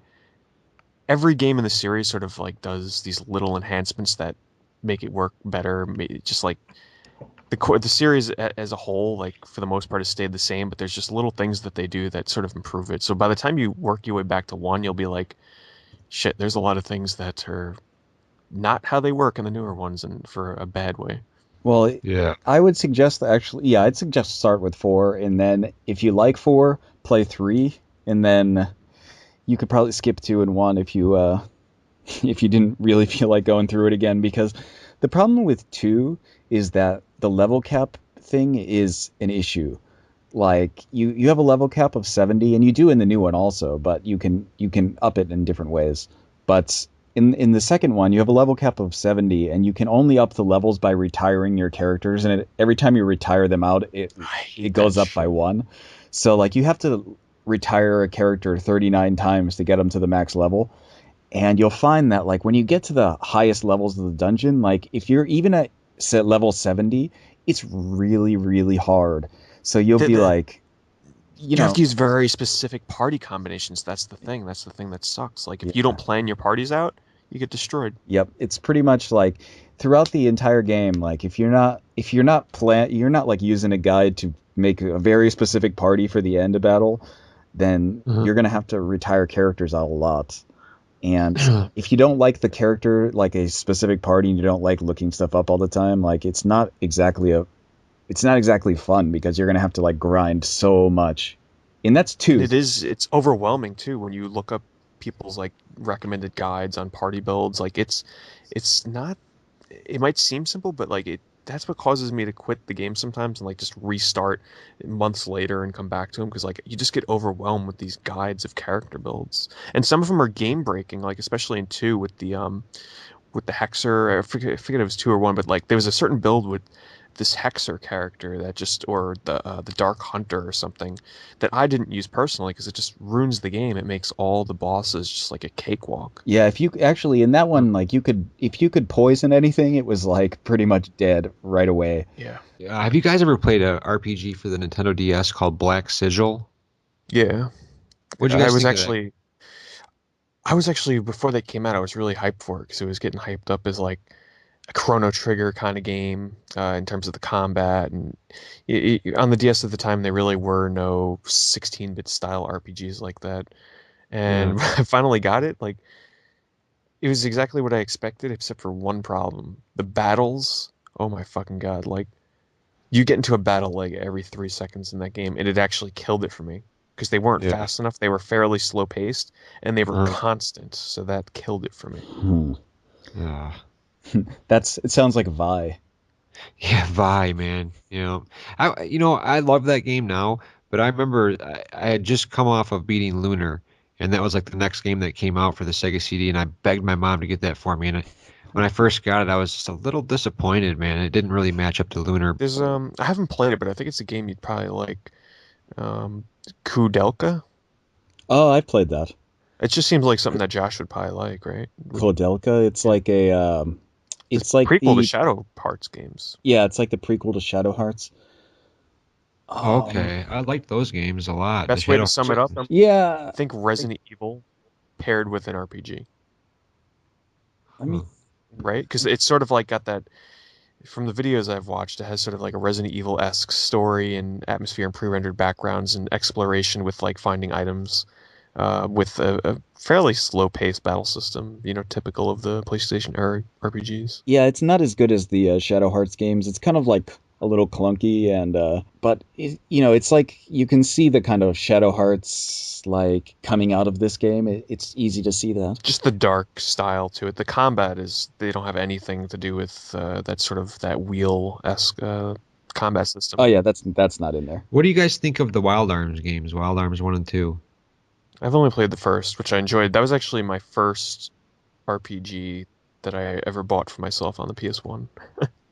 Good game? Oh, Wild Arms is a good game. Yeah. I've only ever played Wild Arms 1 and 4. And 4 actually I really like that. It sort of has I know the other ones in the series sort of have a similar feel to them, but 4 has this weird like uh futuristic Western setting. It was actually pretty cool. I never got too far into it, maybe like 10 hours, but I really enjoyed it. I've been wanting to get 5, but 5 is one of the more uncommon PS2 games to find in complete condition. I'm like always amazed by that because like I'm thinking like Wild Arms 5, I could get that for nothing. And of course it's in Japanese, so it doesn't really help you, but Yeah, most RPGs in Japan are just like fuck it, so dirt cheap over there. It's everybody thinks of Chrono Trigger and stuff over here and how well it's not really rare over here, but in Japan those things are like a dime a dozen. Final Fantasy and all that. yeah, that's like a $5 game complete in box. Yeah. Well, I wanted to mention too, kind of got distracted on this eBay thing here. I was talking to these guys earlier, and I just wanted to let you guys know that the listeners that I've been playing Infinite Space quite a bit, and that's a excellent RPG on the DS. And that's another eBay story there. That game has been shooting up in price lately as well. To be honest with you guys, everything is going up so much in prices. Like I was checking some Super Nintendo games the other day. Just Forget Super 'cause I've Nintendo got to right have, now. Yeah. yeah, I've got Evo, to. Search for Eden, fuck it. That's ridiculous, dude. I remember renting that game from Blockbuster every weekend when I was a kid and just evolving all those creatures, man. Never in a million years did I think to myself, hey, you know what? 20 years from now, this game's going to be what, $400? 500 sometimes now. It's ridiculous. Damn. And maybe 2 or 3 years ago, because I've been hunting this game for a while, and I remember maybe 3 years ago, uh, I thought complete copies for like 120-ish or something were expensive, and I'm like, all right, I'm gonna try and hold off and try and get this for under 100.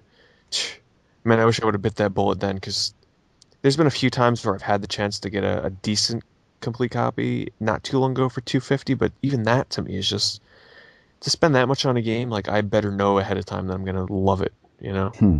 Damn, that's crazy. And that has a lot to do with eBay, I think. And like the problem with that is like when people realize something is good, and the word gets out that it's good, Like that stuff goes crazy on eBay. Like the first person will sell it for 30 and then someone will see that it sold for 30 and they'll be like, I'm going to sell mine for 40, and then like it just goes up from there until you're at $500 for. Do you guys enjoy? Have you guys played Elemental Gearbolt? What system is that on? That's that light gun shooter, right? Yeah, it's Working Designs. It's on PlayStation. It's like an RPG like gun game. Okay, I know I was confused. I was thinking of Elemental Gimmick Gear. Oh, Egg for the Dreamcast? Yeah, yeah. Okay. I remember that one.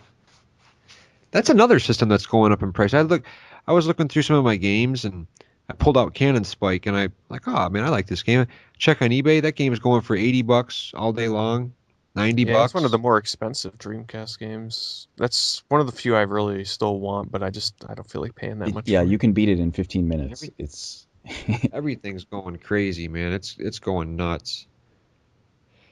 But yeah, I want to do some PlayStation 1 collecting and get a little bit bigger of a library. I've got some pretty decent RPGs, but I really ignored the shooters. I wasn't into shoot 'em ups back then, so I'm really lacking in the shooters. And did you guys play Gun Griffin Blaze or what's the other one? The other Working Designs one. There's Elemental Gearbolt, Gun Griffin Blaze, and Vanguard Bandits. Have you guys played those? I haven't played Vanguard Bandits. I have not played the PS1 Gun Griffin. No. Okay. It's one of the Joe. Vanguard is one of the few RPGs I don't have on that. Yeah, Joe. No, I wanted to ask you something, bro. Liquid Kids on the Saturn. uh-huh. Is that still insanely priced? Have you seen any copies anywhere around there? I think it's still like $80 to Don't $90. It's like don't buy it, Josh, because there's a compilation on the PS2 that has that in there, English, like one of those Taito collection, isn't it? something like that. Yeah, I know it's probably cooler to own the Saturn version, but if you look in the Save Money, it's on one of the compilations. Oh, okay. I've Yeah, actually definitely. played it at one of the MAME or Ultracade machines that's Oh yeah, that's right. You were arcade telling me places about out here. you were telling It's me about good, that. but I wouldn't spend too much on it. It's good, but it's not that good. Yeah, it's an all right game. It's like a side-scrolling. Oh, what is that? Parasol Stars, where you have to pop the bubbles with the water. Is that Parasol Stars? Yeah, yeah, I think so. Yeah, It's a lot like that, yeah. but a side-scrolling platformer. I don't know if I told you this, Pete. I managed to snag up a copy of D2 for the Dreamcast, and that was one of the games that I bought when it came out, and I beat it, and I ended up getting rid of it back then, and I hadn't played it since. But popping that game in again, that's like a pretty. It's going for like a horror, like really eerie kind of desolate out in the wilderness snow. But that's like a really comical the way the voice acting is in these creatures you fight with the over obsessive Mhm. amount of green goo that sprays out of them when you shoot them.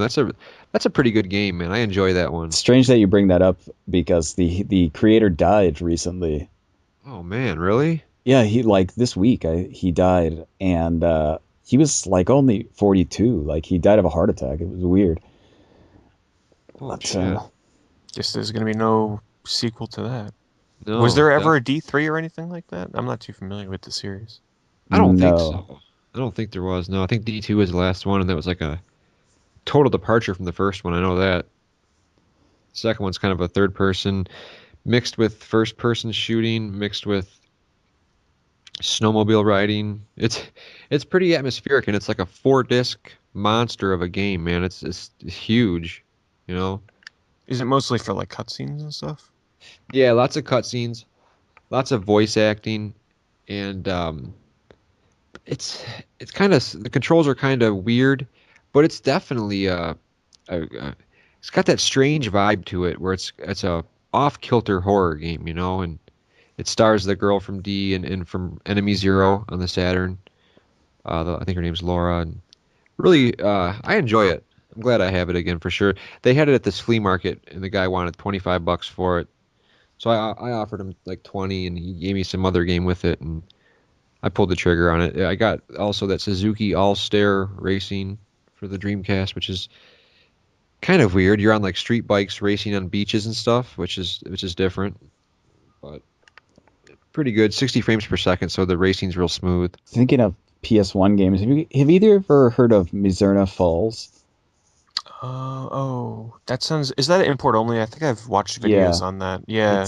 it's like an open world detective game, kind of Yeah. like it has the same kind of thing going on that Deadly Premonition has, where like the characters around town move on a certain time schedule and they do the same kind of things every day. I remember watching video and being very jealous that we never got that game. It actually looks really interesting. Yeah, that sounds interesting.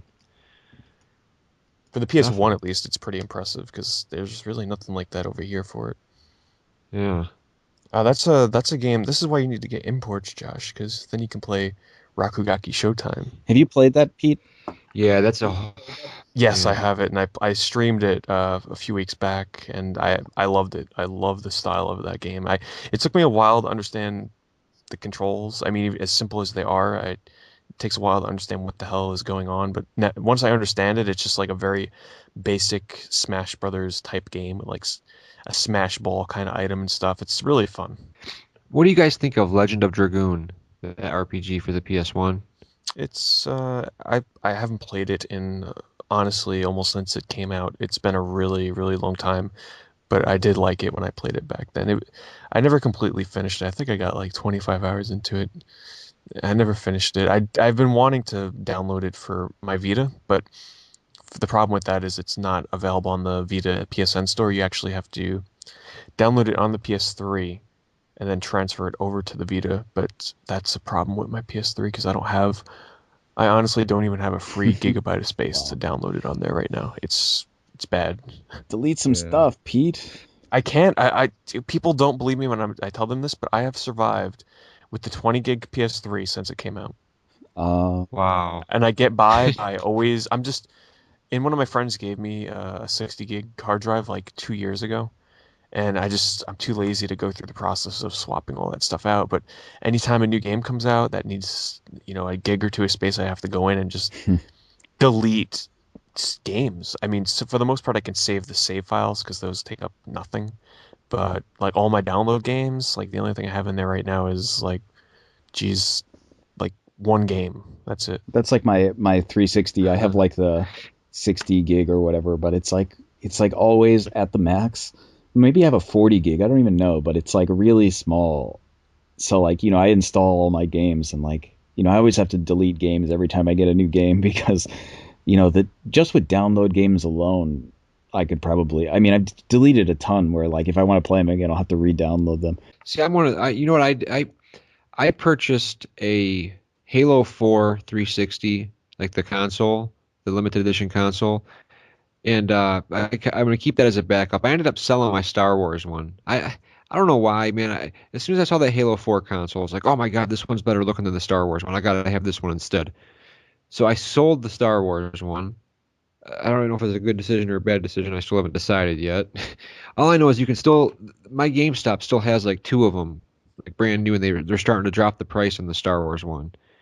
And I haven't seen the Halo one anywhere. And I really like the look of the see-through black and the silver. So I've got a backup 360, the Halo 4 console, and then I bought the Assassin's Creed 500 gig PS3, and I intended to use that as a backup, but I literally, like Pete, I had no room at all. So I transferred all my shit over to the 500 gig, and I ended up selling my Slim, which sold for like 200 and something dollars on eBay with the 120 gig hard drive. I don't know if you can't get those Slims anymore because all the Super Slims are out now.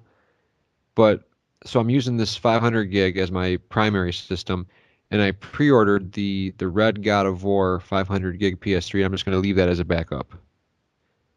I think the 20 gig PS3 is like the originals, like what I have, are actually worth a lot of money. I haven't checked in a while, but I just remember a while ago that people were saying they were going for a lot Yeah, of they money. are. The 20 gigs and the 60 gigs both are because I Well, had a because 60 they gig. don't emulate, like there's something to do with when you put a PS2 game in. Later models like emulated it a different way, whereas the original like 20 gigs play them a different way that make them look better, Yeah, supposedly, or something. the 20 gigs and the 60 gigs have the actual emotion engine built in to the hardware. Whereas I think the 80 gig, the little bit later on, before they dropped backwards compatibility, the 80 gigs do emulation, whereas the 20 gig and 60 gig have the actual PS2 hardware built in it, the emotion engine. So you're gonna get the optimal optimal PS2 experience playing through those. I hate to jinx it, but I always feel like I have a ticking time bomb because all I hear is people's PS3s like yellow lighting, and I'm just scared to turn that thing on every time because it's Shit, just a if matter. you've made it this far, dude, I mean, shit, it sounds like you're in the clear, dude. You know? I don't know. Except when he wants to play PS3 games and he can't play them on his PS4. Yeah, I'm not streaming that shit. I'm sorry. Yeah, I'm not streaming anything. That was another feature of the PS4 that I wasn't excited about. Streaming anything. Get out of my face with that. They're testing the waters to see how popular that is. I mean, what are they gonna do? Bring out a second version of the PS4 that gets rid of the disk drive? That's what they're probably planning. All right, gentlemen, we've rambled on for quite some time.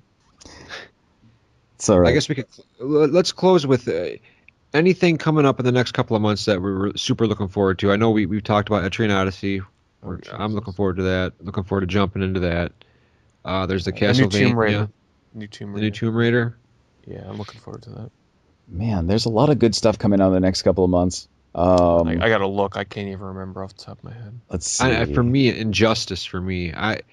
I'm such a huge fan of the DC fighting games. Like I loved Mortal Kombat DC. I know I'm probably in the minority on that too, but this new Injustice just looks to be awesome. And I'm not a huge like fighting game. I love fighters, but I'm not like good at them.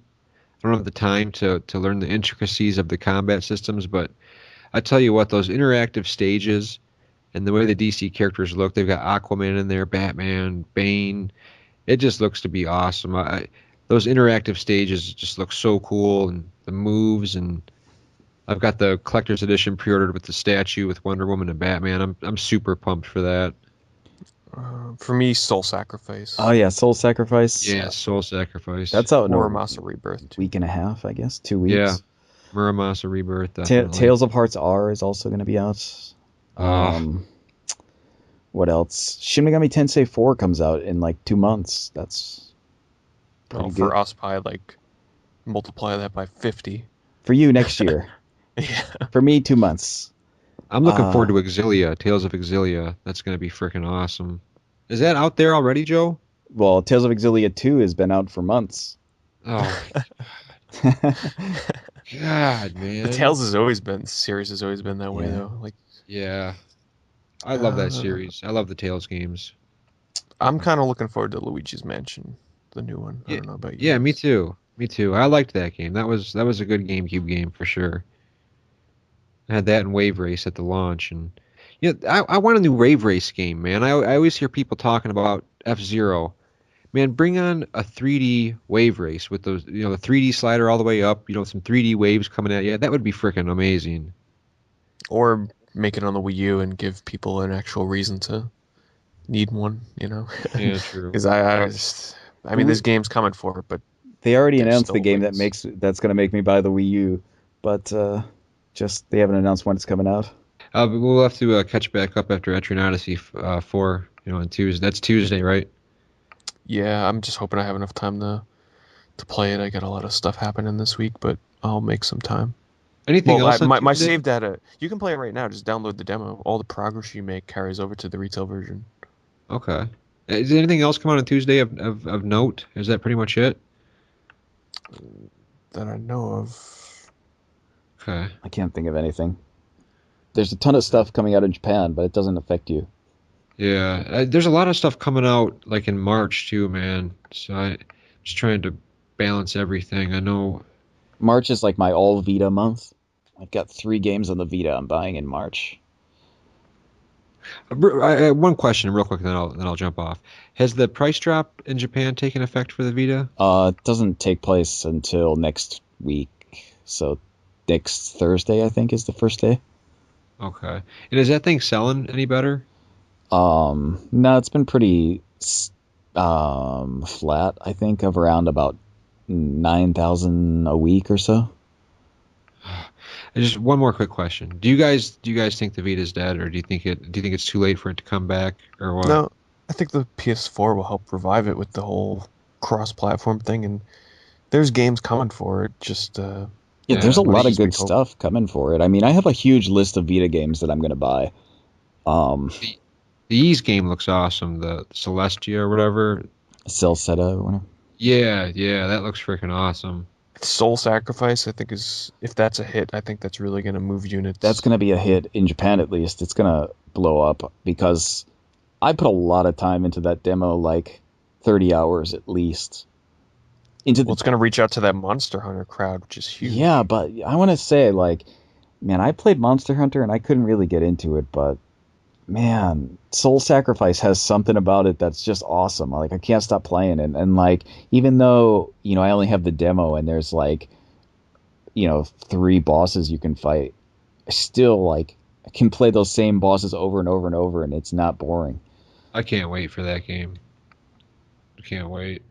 Once the story starts to open up and like start to see more monsters, it's just gonna be awesome because like everything about it so far is really good. Have either of you played it? No, well, No. actually, I had a chance to try it out when I was at one of the PAX Prime, but the demo was like half an hour long, and I didn't feel like waiting half an hour for the guy in front of me to finish. There was no line, just one guy in each station, and there were two stations, and I passed up my chance to try it. You should have said, "Hey, listen, I'm Pete. I'm Pete Dorr. Get the hell out of the fucking get out of here, buddy." Actually, it'll probably be at PAX East next month, so I'll try it then. When is that out in the US? Like pretty soon, right? April Yeah. 30th. Oh, is it the end of April? Yeah, Damn, pretty man. according to Game Facts. Son of a bitch. That's like Yeah, the it's man. it's out here in like a week, 2 weeks, I think. Joe, we need to get on and do some more Silent Hill Book of Book Memories. of Memories. Yeah, Oh yeah. definitely, man. Do you have that, Pete? No, I've been wanting to pick it up, but I don't want to pay $40 for it. I tried the Is it? demo. I thought it was like I can't really judge it by the demo, but I wasn't like drawn in from the demo. I don't know. It's pretty fun actually. When you play with other people, it's actually pretty fun. When you Yeah, Yeah, single it player is. doesn't seem like my kind of thing, but maybe The multiplayer, I don't single know. player it's not bad. It's just like it's it's made for multiplayer. It's kind of difficult if you're playing by yourself. Like you will get swarmed and you'll die a lot of times if you play by yourself. Yeah, and you The really got to developers keep of up. You got to keep up on sorry, your weapons, man. You really got to, because your weapons, you'll get like special weapons for doing certain things, and they're a lot more powerful. And you really got to keep them like they'll break fast. So you got to get these wrenches, man. And if your weapons starts to get in the red, you got to use this like repair kit, man, to keep your weapons from breaking. Because once they're gone, they're gone. And sounds like that's Dark that's Cloud. yeah, that's kind of cool, man. And I like how that does that and It's the puzzle solving. yeah. And The it's developers worked on something else prominent, right? Who do you guys remember who the developer is? yeah, Developer is it's isn't it way forward? Right, yeah, yeah. I'm like I knew someone like crazy worked on that that was not what they usually work on. It's Yeah, interesting. I'll tell you what. I've been playing Rayman Origins on the Vita, and I think that's the strongest port of that game out there, man.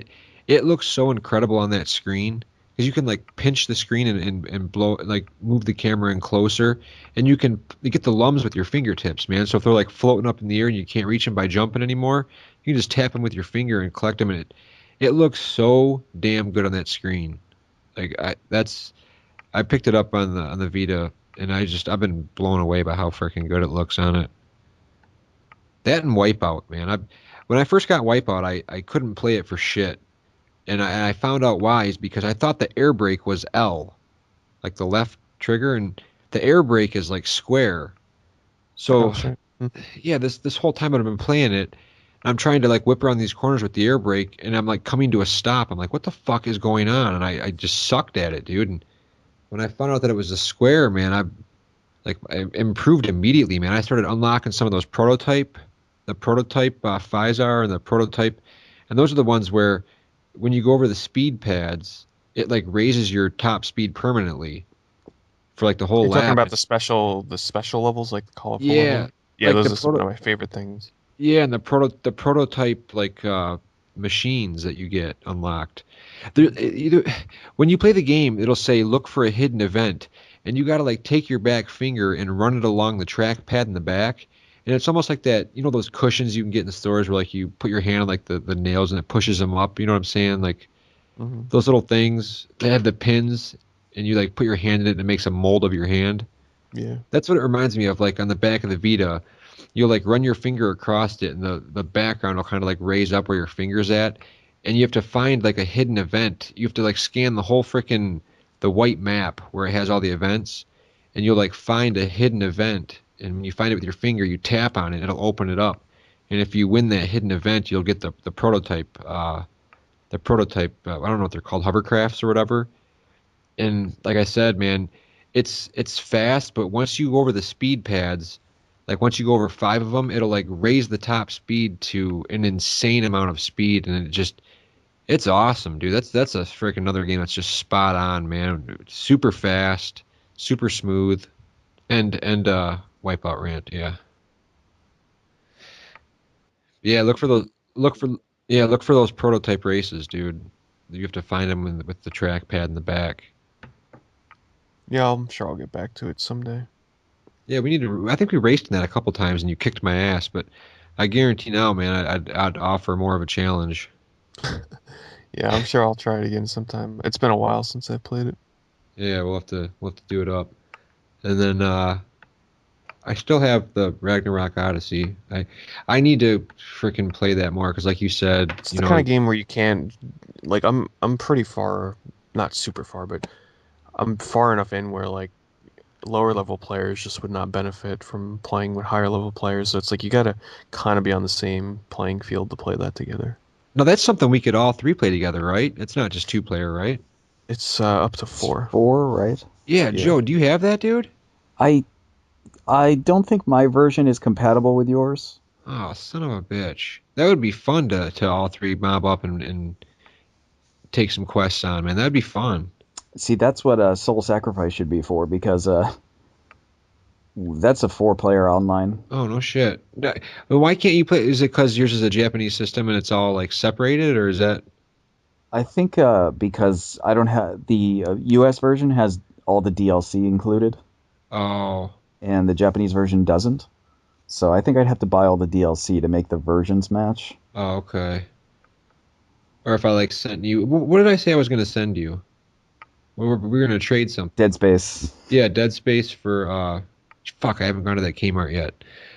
Yeah, we'll do that, dude. Because I'm sure I can get a copy of Ragnarok real cheap. I'll just fucking send you the American version. Will that play in your Vita? It's not region. Oh yeah, it's not region locked. Yeah, that's. I want to do that, man. I know it's easy to talk about it and never fucking do it, but I want to three mob up in that game because I bought the collector's edition and it's gorgeous. You know, I got a nice pretty box and cool ass cards and a book, and I want to get into that game, It's a man. fun game. I mean, I've tried Monster Hunter in the past, and I'm gonna try it again on the Wii U when it comes out. I'd actually just played the demo today, and I'm still kind of partial to that. But I don't know, Ragnarok, I had a easy enough time getting into. It's simple, it's fun, it's I don't know, Yeah, not too it is, complex. and the combat's fun. All right, gentlemen, I know I've said it before. I gotta get off here. I gotta go to bed immediately. What do you got? Are you going to bed, Pete? Are you gonna stay up in the game at all? Or are you going to bed, Now I'm going to bed. Joe? It's afternoon for you. Yeah, it's like 4:45. Gonna go back to playing some games. All All right, right, dude. guys. Thanks for having me on. It was fun talking. Good times. All right, you guys have a good night and good evening. Yeah, have a good day, Joe. Pete, take it easy. Sleep well. Later. All All right. right, later. See you guys.